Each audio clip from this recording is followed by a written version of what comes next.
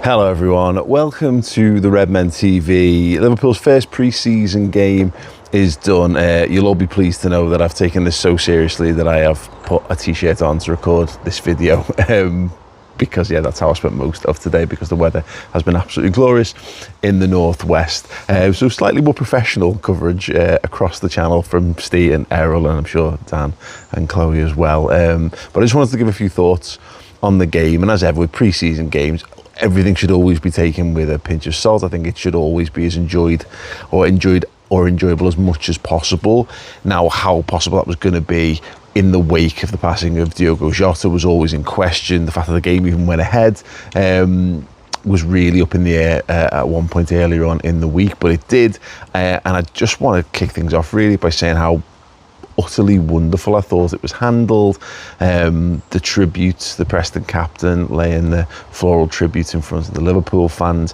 I'm not ashamed to say I had another little cry when the singer did Can't Help Falling in Love, and then obviously You'll Never Walk Alone, and you could see how emotionally affected people were in the stands as well. So many banners, the singing of Diogo's song on the 20th minute that lasted basically 10 minutes that followed, leading to a crescendo a few minutes in where all the Preston fans were joined in and were clapping along as well. Just utterly beautiful, and I'd expect we're going to see a lot of that kind of stuff throughout the coming weeks of pre-season, and certainly into the start of the Premier League campaign, and hopefully beyond as well, because look, Diogo's now a permanent part of Liverpool Football Club.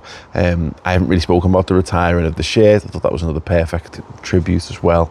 I think everyone handled themselves absolutely perfectly. I saw, you could see the emotion on the faces of the players. Some of them far more subdued than normally they would be. Kostas Tsimikas looked really looked really, really emotional coming onto the pitch, and I thought he showed it in his play as well.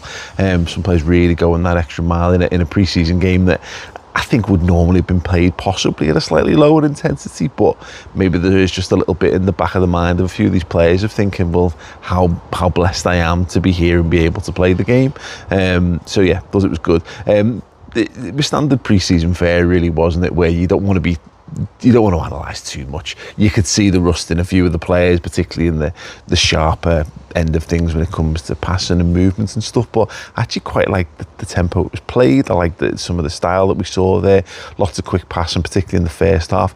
Loads of quick throw-ins. I think Salah instigated that a number of times, really getting the ball back and just go out there and take on your opponents, and I think that's quite a refreshing approach, really. Not that it's not something that Liverpool have maybe done before, but it was quite obvious, and that comes from having so many good players on the pitch, really, because winners want to win, don't they? It doesn't really matter whether it's a Champions League final or a kickabout in the back garden. They're all possessing of that sort of attitude toward things. So that was very good.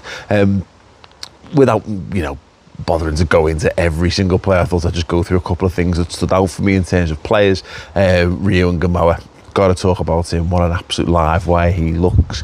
Did wonder whether this might be again a bit too soon for him in terms of his development, and maybe it will be, but he's one that I think we can now all look forward to seeing more of, particularly this pre-season. How much he'll be used, I don't know, but look, understandably, we're going to need to rotate a lot of footballers, and I think there's still some transfer business to be done. The centre-back's a really interesting issue with that. Obviously, Virgil van Dijk and Konate today, which means we saw Lucas Stevenson playing at centre-half. Andy Robertson did it in the second half. And great to see Joe Gomez back as well. But it does kind of lean you towards that, there will probably be more business done before the season kicks off, but that means that some lads will get more game time in pre-season. And to take it back to Rio Ngumoha, hopefully that means some opportunities to shine for him. I thought he was brilliant. I thought he was the most outstanding one-to-watch player in the first half. And it was interesting because I wanted to see what Doak was going to do in the second, and I thought he was fine, and he had some moments where I think he was doing his own heading, and then he got involved and created the goal late on, and you could see how much he meant. He was really like fist pumping in the reaction to it, because it was his dogged determination, when I think he could have maybe let his head drop, because he'd had a couple of little miscontrols of the ball. I think he was doing his head in, but no, he turned it back around. So very, very encouraging from him. aside from that, yeah, neat and tidy from the likes of Trey and Yoni. I want to see more from him this pre-season. I just want to see more of him, to be perfectly honest, because I think there's some real opportunities moving forward this season. I think there's going to be more rotation, I think, at times during the campaign. And someone like him, and again, Rio, the door might well be open to them. So yeah, we'll have to see in that regard. Goalkeeper's good to see. Mamardashvili really didn't do a great deal, or have a great deal to do in the first half. Woodman had loads more to do in the second. And considering that he had the Preston fans basically going, oh, every time he went to kick it, but his kicking and his passing in general was really neat and tidy. You wouldn't imagine, barring incident, that he'll really play for Liverpool at all. But it is nice to know that you've got someone who's very capable in there. Made one really good save in the second half. And yeah, again, under pressure, I thought his range of passing was pretty good as well. Amara Nalo handled the physicality quite well at centre half, so that was really, really pleasing. In terms of the other new boys, Frimpong didn't maybe get on the ball enough in that one. Kerkez on the other side I thought looked really, really good. One of the first things he did in a Liverpool shirt was to make a really sort of typical bursting overlapping run, got to the byline, and then Gakpo just overplayed the pass ever so slightly, and it ran out. But he was snapping into tackles late on in that second half as well, when you're thinking, most people think, cool, we've done our exercise, well done everyone, let's wrap this up and head home. And there's Kerkez, getting really, really stuck in. So good to see from him, and I'm looking forward definitely to seeing a little bit more of that. Obviously, no Florian Wirtz involved, a few of those players. It was intimated during the LFC TV commentary that a few of them are ready to step up their pre-season a little bit more. I would presume it's the ones who played international football a little bit later on will be amongst them. So, we saw some of the Dutch players there, obviously Gravenberch, the return of the Gravenberch spin as well, want more of that. But yeah, taking care of Virgil van Dijk, and there's no reason not to really at this stage of pre-season, similar with Alisson as well. And yeah, Wirtz will have to wait a little bit longer to see him, but obviously the tour to the Hong Kong and Japan games are coming up, and you would imagine you'll see more of those players in that. That's going to be getting covered.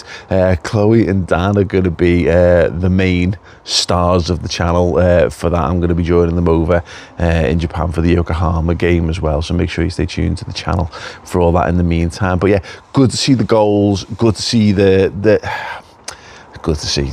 It was lovely to see the tributes. Darwin, Nunez. People have got their things with Darwin Nunez. Will he be a Liverpool player come the start of the season? Who knows? It doesn't really matter right now. He is playing for Liverpool. Took his goal really well. Beautiful tribute to Diogo doing the sit down game and celebration. Cody did the 20 and did the celebration as well. Really sort of nice to see that the players are just using this as a platform as well to remember a fallen friend. And yeah, again, just to wrap things up, really, Liverpool had to get through this. The football itself really not massively important. It was important that they were able to get themselves up, dust themselves down, and somehow get back into the world of playing football again.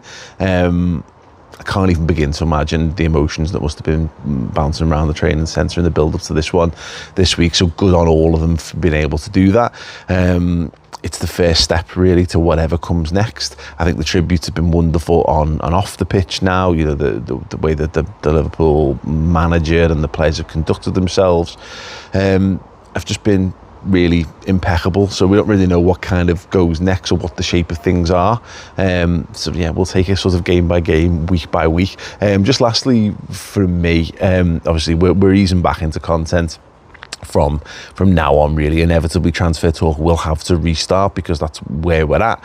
It will be tough not to do that without talking about Diogo, so I would plead for a touch of patience. We're going to try to be as sensitive around this as possible, because we're in unprecedented territory. It's been a weird, difficult time, and it will continue to be so in some regards. So yeah, stick with us on the channel. We're going to sort of guide our way through it. We're going to feel it out day by day. But yeah, Liverpool back. Lovely to see the Reds playing football again, and yeah, more to come. Thank you so much. Leave your thoughts on anything I've discussed, anything you feel that you took away from that pre-season game in the comments section underneath Up the Reds.